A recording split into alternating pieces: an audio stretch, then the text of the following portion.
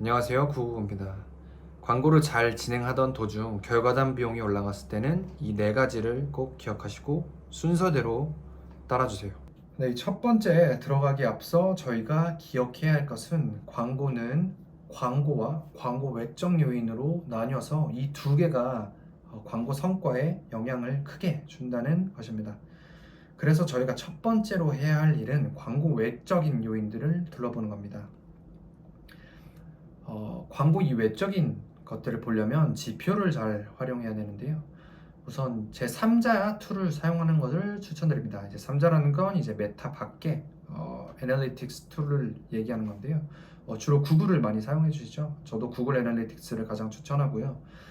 들어갔을 때 어떤 것들을 확인해야 되냐? 혹시 이탈률이 늘어나진 않았는지, 체류율이 줄어들진 않았는지, 사이트 로딩 속도가 늘어나진 않았는지를 확인해 주시면 됩니다. 제가 그래프 하나 띄워드릴 텐데요. 이 그래프를 제가 지금 보지 않아도 설명할 수 있을 정도는 이게 굉장히 중요한 지표이기 때문입니다. 그래프를 보면 아실 수 있듯이 3초까지는 구매율이 점점 하락하지만 10초에 갈수록 극단적으로 하락해서 0에 수렴하게 된다는 것인데요. 이렇게 저희한테는 아무것도 아닌 것이라고 느껴지는 이런 사이트 로딩 속도가 저희 전환율에 큰 영향을 주고 결국에는 판매를 저하시키고 로아스를 하락시킵니다.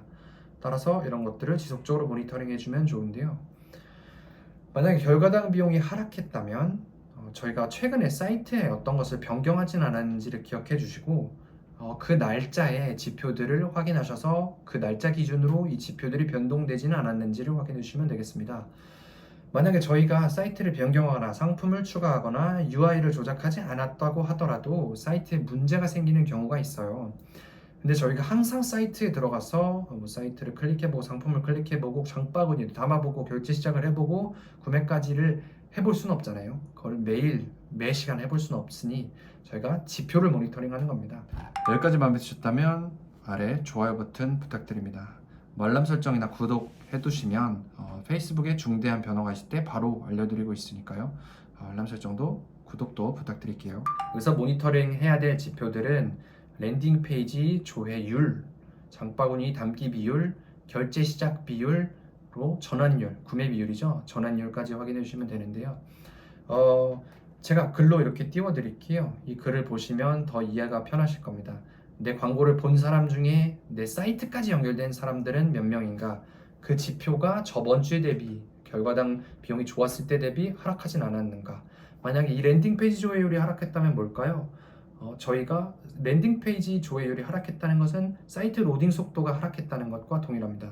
따라서 이 지표를 봐주시면 바로 사이트에 매번 접속하지 않아도 알 수 있고 결제 시작은 했는데 구매로 연결되는 전환율이죠. 사이트 들어오는 사람의 총 전환율이 아니라 결제 시작을 했는데 구매로 이어지는 그 구매율을 항상 모니터링하는 겁니다. 그 구매율이 갑자기 하락했다면 내 결제 시스템에 뭔가 문제가 있지 않을까 하고 유추할 수 있고 그것을 대응하면 됩니다. 네, 두 번째는 이제 광고로 들어가서 확인을 할 겁니다. 이건 페이스북의 기본 원리를 조금 아시면 더 좋은데요. 페이스북의 기본 광고 원리는 저희가 경매를 해서 입찰을 한다는 겁니다.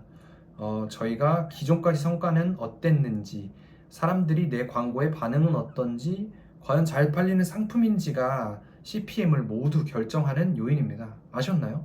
굉장히 중요한 개념입니다. 이것만 알아도 상위 한 5% 안에 들지 않을까 싶어요.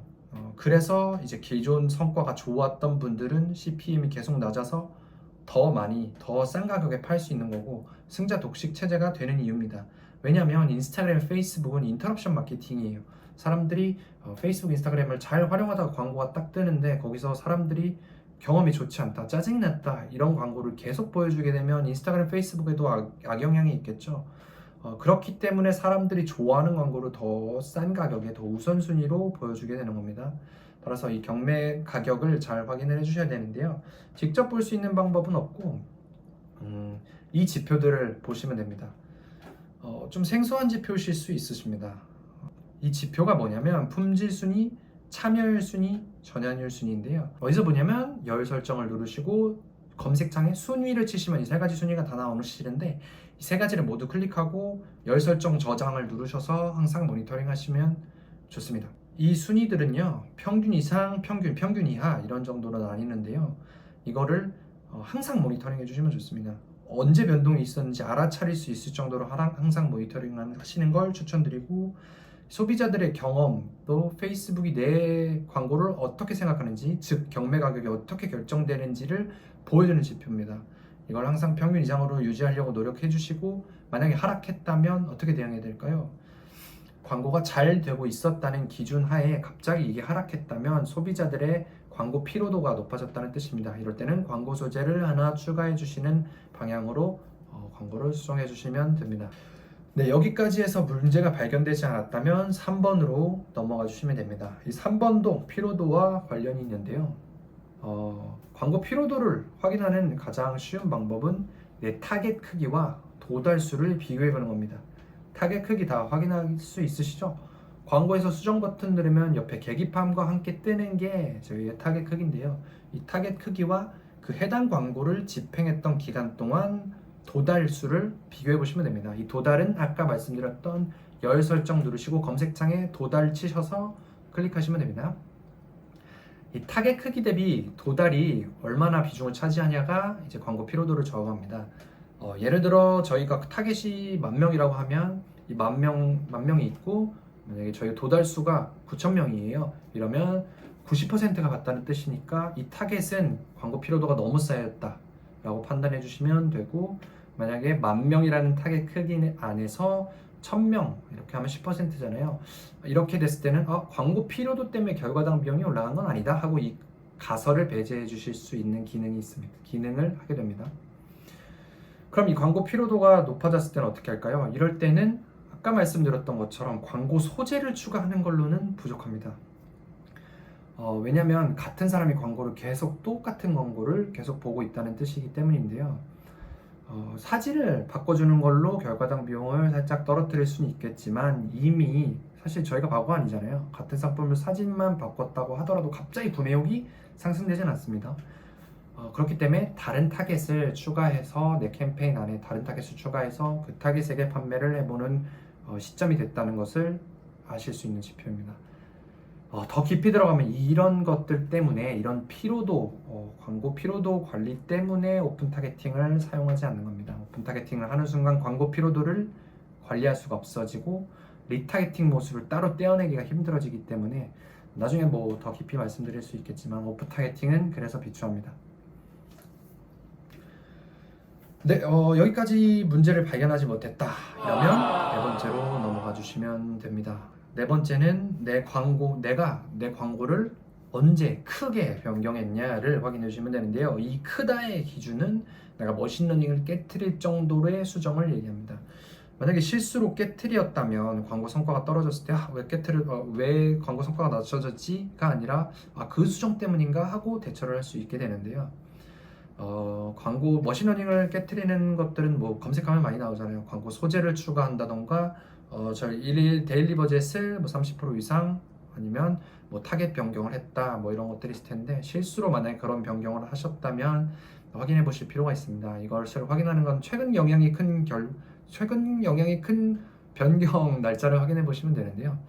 지금 제가 스크립트 없이 하다 보니까 양해 부탁드릴게요. 이걸 확인해 주셔서 만약에 그 시점 기준으로 광고가 성과가 하락했다 하면 그 수정이 잘못됐구나, 어떻게 수정을 다시 변경을 할까를 생각해 보시면 되겠습니다. 네, 다음은 5번째입니다. 제가 분명히 제목에도 4개라고 써놓고 5번째를 소개해드린 이유는 이 5번째에 해당할 확률도 적고 또 이 5번째를 너무 핑계 삼으면 안 되기 때문인데요. 이 5번째는 저희가 통제가 불가능하다고 여기는 경제학 용어로 하면 외부 요인에 해당합니다. 이 외부 요인에는 경기 침체가 있겠고요. 최근에 있었던 코로나 유행 이런 게 있을 텐데요. 이 5번째도 핑계가 될 수는 없어도 알고는 있어야 되는 이유가 있습니다. 뭘까요? 네, 이런 코로나 시국에도 저희가 경기가 침체됐다는 이런 시점에도 누군가는 잘 팔고 있다는 것을 기억해야 되기 때문입니다. 저희가 그냥 코로나가 왔다고 그냥 장사 접고 사이트 내릴 건 아니잖아요. 뭐 광고 그래 2년만 쉬자, 광고 3년만 쉬자 이렇게 하면 기존 데이터도 다 날아가잖아요. 그렇게 대응할 순 없듯이 누군가는 이 시점에도 팔고 있을 텐데 그럼 내가 타겟을 어떻게 변경해 볼까? 내 상품을 상세 페이지를, 그러니까 광고 외적 요인이죠. 중요합니다. 광고 외적 요인은 어떻게 변경해 볼까? 어떤 식으로 해야 더 팔릴까를 생각할 수 있어야 하기 때문입니다. 저희가 이 원인은 통제할 수 없어도 대응은 할 수 있다는 걸 항상 기억하면 남들보다 오히려 이런 시점을 더 활용할 수 있는 광고주가 될 수 있습니다. 네, 뭐 프리스타일로 했어요. 조금 틀리는 부분 아니야, 틀리는 부분 없을 것 같은데 지금 전에 말씀드렸다시피 지금 보시는 분 많이 없으니까 편하게 댓글 주시고 메일도 주시면 되겠습니다. 감사합니다.